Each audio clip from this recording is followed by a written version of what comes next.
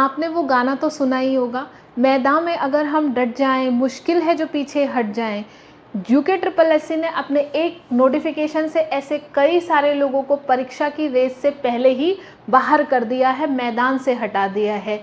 Most awaited vacancy UKSSC कनिष्ठ सहायक stenographer की वैकेंसी का नोटिफिकेशन जारी हो गया है। आयोग ने बहुत बड़े बदलाव किए हैं जो कि बहुत चौंकाने वाले हैं। आज के इस सेशन में अगले कुछ मिनटों में हम वो अपने सभी डाउट, सभी कन्फ्यूज़न, सभी महत्वपूर्ण बदलाव को समझ लेंगे। Welcome everyone to the platform of Adda 24/7। बात करते हैं नोटिफिकेशन और महत्वपूर्ण बदलाव की। ये जो हमारी भर्ती परीक्षा है, इसके लिए जो नंबर ऑफ़ पोस्ट है ये 398 पोस्ट हैं। यानी कि हम ये जान रहे हैं कि हमारे लिए जो पोस्ट निकाली गई है वो पोस्ट तो क्या है, बहुत अधिक है। ये जो पोस्टें हैं ये हमारी कनिष्ठ सहायक और स्टेनोग्राफर के लिए है, और कनिष्ठ सहायक के लिए 259 और स्टेनोग्राफर के लिए 139 पोस्टें हैं। तो हम ये समझ चुके हैं कि नंबर ऑफ़ पोस्ट ज़्यादा है, विज्ञप्ति बहुत अधिक है। तो हम इस मौके को ना गंवाते हुए इस मौके को सुनहरे मौके में बदल सकते हैं। हम अगर महत्वपूर्ण तिथियों की बात करें कि कब से आवेदन हो रहा है, अंतिम तिथि कब है, संशोधन कब कर सकते हैं, तो आवेदन प्रारंभ किए जाएंगे हमारे 22 जून 2026 से हमारे आवेदन भरना यानी कि फॉर्म भरना शुरू होगा।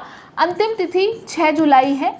6 जुलाई से पहले जितने भी लोग एलिजिबल हैं उन लोगों को ये फॉर्म भर लेना होगा, क्योंकि बीच में फिर साइट्स बहुत हैवी हो जाती है, नहीं भर पाते तो वो एक मेंटल ट्रबल क्रिएट करता है। अगर फॉर्म भरते समय कोई गलती हो जाए तो उस फॉर्म को हम संशोधित कर सकते हैं। 8, 9, 10 जुलाई की तारीख में यहाँ पर संशोधन हो सकता है।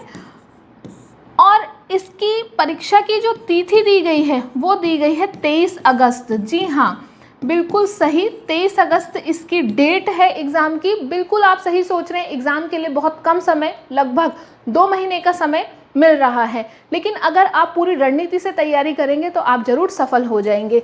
कुछ महत्वपूर्ण बदलाव की अगर हम बात करें एलिजिबिलिटी क्राइटेरिया की, जहां बदलाव किए गए हैं वो है हमारी एजुकेशन क्वालिफिकेशन को लेकर, एज को लेकर। पहले जो UKSSC की वैकेंसी जो निकाली जाती थी वहाँ पर एजुकेशन क्वालिफिकेशन में जो क्वालिफिकेशन मांगी जाती थी वो इंटरमीडिएट थी। लेकिन नई भर्ती परीक्षा के नोटिफिकेशन ने अब जो इंटरमीडिएट है वो ना मांगकर क्या मांगा है, स्नातक मांगा है। यानी दोनों तरह की वैकेंसी के लिए ग्रेजुएट होना क्या है, ज़रूरी है। कौशल की अगर हम बात करें, क्योंकि इसमें स्किल टेस्ट भी होगा, तो यहाँ पर दोनों तरीके की वैकेंसी के लिए, जूनियर असिस्टेंट के लिए और स्टेनोग्राफर और हमारा जो पर्सनल असिस्टेंट है इसके लिए टाइपिंग मांगी गई है। और टाइपिंग की अगर हम बात करें कि कितने वर्ड्स पर मिनट के हिसाब से टाइपिंग आनी चाहिए, तो 25 वर्ड पर मिनट के हिसाब से हिंदी टाइपिंग आना अनिवार्य है। और अगर किसी को इंग्लिश टाइपिंग भी आए, 30 वर्ड पर मिनट के हिसाब से अगर कोई इंग्लिश टाइपिंग भी करता है तो इस इंग्लिश टाइपिंग की वजह से उसे प्रेफरेंस दी जाएगी, वरीयता दी जाएगी। तो ये हमें ध्यान में रखना होगा। स्टेनोग्राफर के लिए और पर्सनल असिस्टेंट के लिए भी टाइपिंग तो चाहिए ही चाहिए, प्लस हमें स्टेनो भी आना चाहिए, स्टेनो लिखना भी आना चाहिए, यानी कि आशुलिपि भी आनी चाहिए। 80 वर्ड पर मिनट के हिसाब से हमको स्टेनो आना चाहिए। और साथ ही यहाँ पर भी कुछ प्रेफरेंस जोड़ी है, ये तो अनिवार्य है। ये जो चीज़ें मैंने ऊपर लिखी है ये अनिवार्य है। इसके अलावा अगर हम बात करें, जो मैं बॉक्स में लिख रही हूँ वो प्रेफरेंस है, उसको वो अगर आएगी तो वो प्रेफरेंस है। यहाँ हमें 80 वर्ड पर मिनट के हिसाब से अगर इंग्लिश स्टेनो आएगा, प्लस 35 वर्ड पर मिनट के हिसाब से इंग्लिश टाइपिंग आएगी, तो क्या मिलेगी, प्रेफरेंस मिलेगी। ये वरीयता बताई गई है। तो हमारी जो एलिजिबिलिटी क्राइटेरिया में जो हमें ध्यान में रखना है वो हमारा ग्रेजुएशन है, और ये हमारी स्किल से रिलेटेड जो एलिजिबिलिटी क्राइटेरिया दिया गया है। आयु की अगर हम बात कर लें, कि आयु में किस तरह से बदलाव किया गया है। 2024 में जब कनिष्ठ सहायक की वैकेंसी निकली थी तो वहाँ पर जो आयु थी वो 21 से 42 वर्ष थी, लेकिन नए नोटिफिकेशन में आयु में जो बदलाव किया गया है वो 21 से 35 वर्ष तक का के जो लोग हैं उनके लिए, वो लोग इस फॉर्म को भरने के लिए क्या हैं, एलिजिबल हैं। तो आयु 21 से 35 कर दी गई है और यहाँ एज में अलग अलग कैटेगरीज में कुछ रिलैक्सेशन है। जैसे अगर हम बात करें SC ST के लिए और डिपेंडेंट फ्रीडम फाइटर के लिए, ये हमारा +5 हो जाएगा, +5 ईयर का एज रिलैक्सेशन मिलेगा, 35 + 5। और यहाँ जो हमारे ऑर्फन हैं उनको यहाँ 10 ईयर का एज रिलैक्सेशन मिलेगा, यानी 35 + 10 हो जाएगा। तो यहीं पर ही एक डेट को लेकर बड़ा कन्फ्यूज़न होता है, उसको भी समझ लेते हैं। जैसे कि कौन लोग इस क्राइटेरिया के अंदर इस क्राइटेरिया को फुलफिल करेंगे। तो जो लोग 2 जनवरी 1992 बॉर्न हैं और जो लोग 1 जनवरी 2005 वाले जो हैं और इनके बीच में जो लोग आते हैं वो सभी लोग क्या हैं, एलिजिबल हैं। यानी कि 2 जनवरी 1992 से लेकर 1 जनवरी 2005 वाले इस एज क्राइटेरिया को फुलफिल करते हैं और वो लोग फॉर्म भर सकते हैं। कौन नहीं भर सकते? जो लोग 1 जनवरी 1991 को पैदा हुए वो लोग नहीं भर सकते, ध्यान रहे। और यहाँ 2 जनवरी 2005 को जो पैदा हुए हैं वो भी नहीं भर सकते। तो ध्यान में रखें, जो 1 जनवरी 1991 को पैदा हुए हैं वो भी नहीं, और जो 2 जनवरी यानी 1 जनवरी 2005 के बाद जो पैदा हुए हैं वो लोग भी नहीं भर सकते हैं। तो एज क्राइटेरिया ये रहेगा इस बार। ये हमारे कुछ महत्वपूर्ण बदलाव थे और इस बदलाव से कई सारे लोग क्या हो गए हैं, निराश हुए हैं। लेकिन हमें निराश नहीं होना है, हमें लगातार काम करना है, क्योंकि एक दरवाज़ा बंद होता है तो कई ऐसे दरवाजे खुलते हैं। नए लोगों के लिए बहुत अच्छी अपॉर्चुनिटी है, नए लोगों को इस अपॉर्चुनिटी को ग्रैब करना चाहिए। उत्तराखंड जनपदवार रिक्तियों का महाविवरण की अगर हम बात करें कि सबसे ज़्यादा पोस्टें कहाँ हैं, अब देखिए यहाँ पर एक प्रश्न हमारे दिमाग में आ सकता है कि क्या एक अभ्यर्थी को हर अलग अलग 13 के 13 जिलों के लिए अलग अलग आवेदन करना है या एक ही आवेदन सभी जिलों के लिए मान्य होगा? तो यहाँ पर एक ही आवेदन सभी जिलों के लिए क्या होगा, मान्य होगा। सबसे ज़्यादा जो वैकेंसी है वो हमारी कनिष्ठ सहायक के लिए है और जिलोवार अगर हम इनका विवरण देखें तो जिले में सबसे ज़्यादा देहरादून जिले में, हरिद्वार जिले में, उधम सिंह नगर जिले में और कम में हमारी उत्तरकाशी और रुद्रप्रयाग में कम पोस्टें हैं। तो यहाँ हमने पूरा एक विवरण दिया है, आप इसके अकॉर्डिंग अपनी प्रेफरेंसेस दे सकते हैं, क्योंकि हमें फॉर्म, क्योंकि एक ही आवेदन सभी जिलों के लिए मान्य है तो फॉर्म में क्या देना है, हमें प्रेफरेंस देनी है। ऐसे ही आशुलिपिक के लिए है और ऐसे ही आशुलिपिक फैमिली कोड, सिविल कोड दोनों के लिए। अगर हम गोल्डन अपॉर्चुनिटी की बात करें कि हमें बिना टाइम वेस्ट किए ये जानना है कि सबसे ज़्यादा वैकेंसी कहाँ है, तो देहरादून में 95 पद, हरिद्वार में 82 पद और उधम सिंह नगर में 52 पद। यानी कि कनिष्ठ सहायक के 398 पदों में से 229 पद, 57% पद हमारे कहाँ हैं, इन्हीं 3 जिलों में हैं। फिर हमारी जो आशुलिपिक कुटुंब है, ये आशुलिपिक कुटुंब के मात्र 11 पद हैं और ये पद हमारे 2 जिलों में सबसे ज़्यादा है, एक हरिद्वार और एक देहरादून। हरिद्वार में इसके लिए 3 पद हैं और देहरादून में इसके लिए 2 पद हैं। तो ये आप इस प्रेफरेंस से आप भर सकते हैं। कोई लोग ऐसे होते हैं कि जो जहाँ कम भीड़ है वहाँ भरना चाहते हैं, कोई ऐसे होते हैं जहाँ ज़्यादा वैकेंसी वहाँ भरना चाहते हैं, तो आप अपनी समझ से इसको भर सकते हैं। आरक्षण वही जैसे हर बार की तरह हॉरिजॉन्टल वर्टिकल आरक्षण में SC के लिए 90%, OBC के लिए 14%, EWS के लिए 10% और ST के लिए 4% आरक्षण है।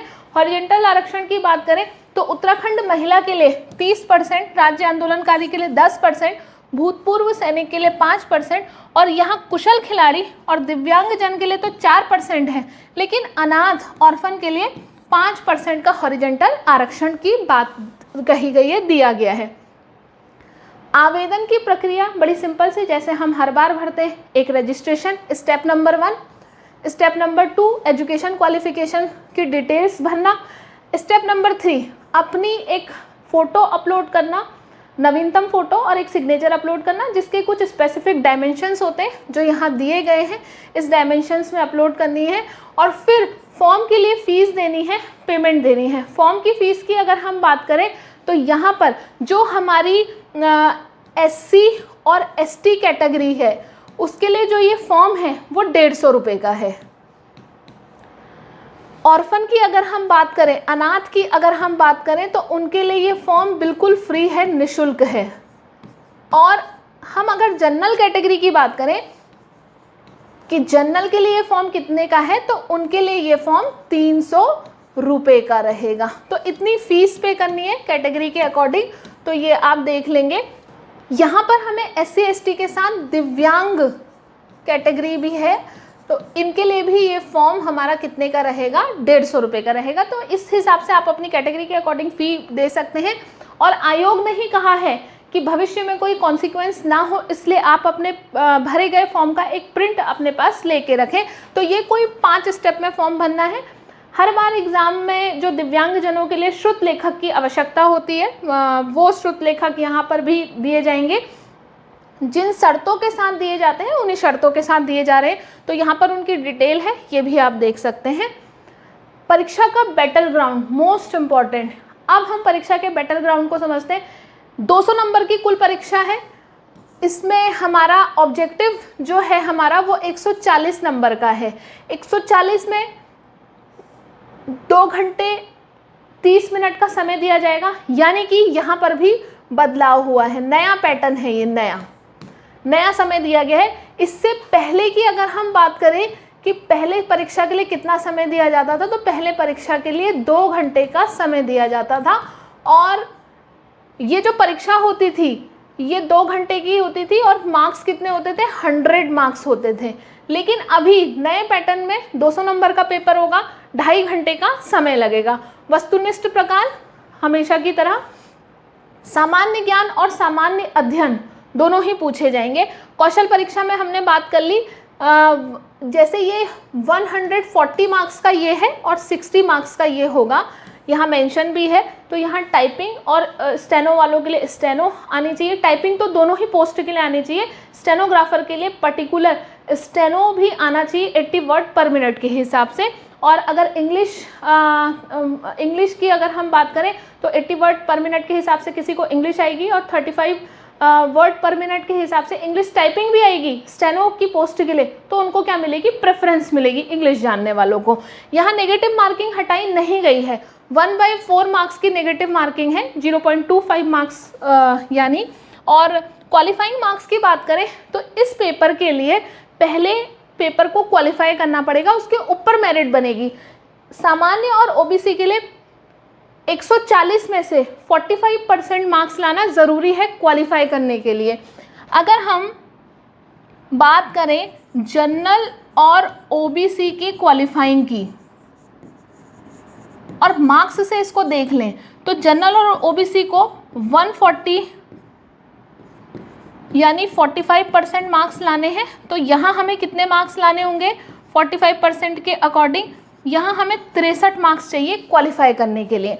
वहीं अगर हम बात करें SC ST के लिए क्वालिफाइंग मार्क्स क्या होने चाहिए, तो हमने कहा 35% लाने होंगे क्वालिफाई करने के लिए, फिर मेरिट बनेगी। तो यहाँ 49 मार्क्स लाने होंगे एग्ज़ाम क्वालिफाई करने के लिए और फिर मेरिट बनेगी मेरिट में आने के लिए। तो ये हमारी बैटल ग्राउंड है परीक्षा का। अब हम देखते हैं कि जो हमारा सिलेबस है उसमें क्या बदलाव हुए हैं, क्योंकि यहाँ पर एक एरिया ऐड हुआ है। हमने पहले ही कहा 100 नंबर की परीक्षा को 140 नंबर का किया गया, तो वो 140 नंबर किस तरह से हैं। उत्तराखंड सामान्य ज्ञान 56 मार्क्स का है, तो 56 मार्क्स का स्टेट स्पेशल पूछा जाएगा। ये पहले 100 नंबर की परीक्षा में इसका जो वेटेज था वो 40 मार्क्स का था, लेकिन अब 140 नंबर की परीक्षा में इसका जो वेटेज है वो कितने नंबर का है, 56 नंबर का है। तो ये परसेंटेज वाइज तो सेम ही आ रहा है।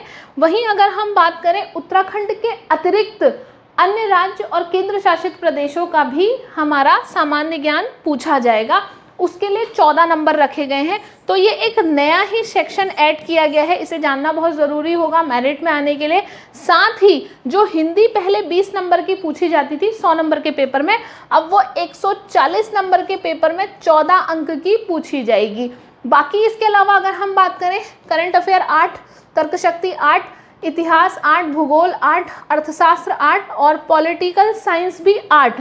और साथ ही यहाँ कंप्यूटर भी पूछा जाएगा, कंप्यूटर ज्ञान भी होना चाहिए और उसके लिए भी कितने मार्क्स हैं, 8 मार्क्स उसके लिए भी रखे गए हैं, जो यहाँ नहीं आया है लेकिन हमें ध्यान देना है। तो इस तरीके से 140 नंबर का हमारे लिए एक चैलेंज है परीक्षा को पास करने के लिए। लेकिन आप अगर एक बेहतर रणनीति के साथ और बहुत संतुलित होकर, गंभीर होकर अपने परीक्षा की तैयारी करते हैं तो आप जरूर ही क्या हो जाएंगे, इस परीक्षा में सफल हो जाएंगे। तो हमने कहा मैदान में अगर हम डट जाएं, मुश्किल है जो पीछे हट जाएं, तो हम बिल्कुल, जो लोग इस परीक्षा के लिए एलिजिबल हैं वो लोग बिल्कुल पीछे नहीं हटेंगे। गेंद अब आपके पाले में है और आपको इस मैदान में कैसे जीत हासिल करनी है ये आप पर निर्भर करता है। खूब लगन से परीक्षा की तैयारी कीजिए और एक अच्छे परीक्षार्थी की तरह इस परीक्षा में सफल होइए। आपको बहुत सारी शुभकामनाएं। धन्यवाद। इसके आगे हम मिलते हैं नए लेक्चर में।